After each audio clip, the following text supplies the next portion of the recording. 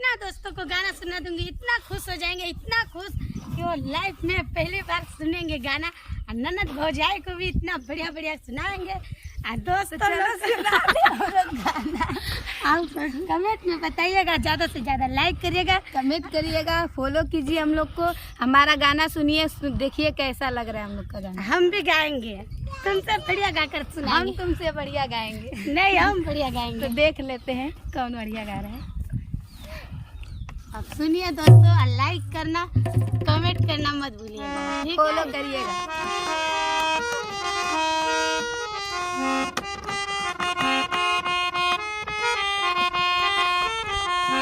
पागली के भइल बाटे, पागल के दासा, आज हमरा पता चलल प्रेम के भाषा। रोते रोते मिले हमसे आइल बड़ी, रोते रोते मिले हमसे आइल बड़ी।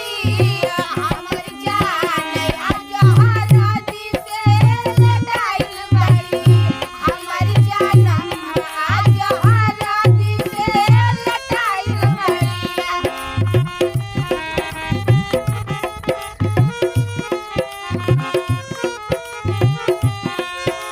घाटी परिवार देख खोजा धोई होई जा, माथवा के मुड़ी घाटे रोवा ताले ही जा। हाथवा के मेहंदी चुरावे, उ त हमरा के समझावे।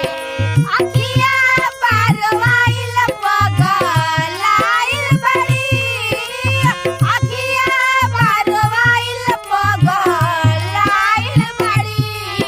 हमर जान आज हरदी से लटाइल बड़ी, हमर जानम आज हरदी से लटाइल बड़ी।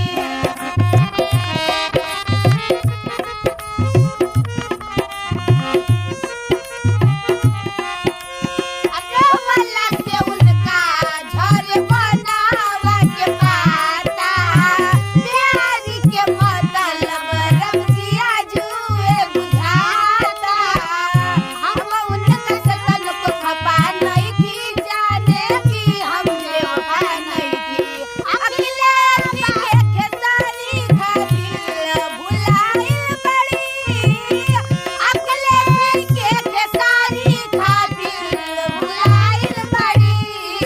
हमर जान आज हरदी से लटाइल बड़ी, हमर जानम आज हरदी से लटाइल बड़ी, हमर जान आज हरदी से लटाइल बड़ी, हमर जानम आज हरदी से लटाइल बड़ी। अब लाइक दोस्तों करना। वीडियो को लाइक करिए, कमेंट करिए, फॉलो करिए। अच्छा लगे तो कमेंट करिए।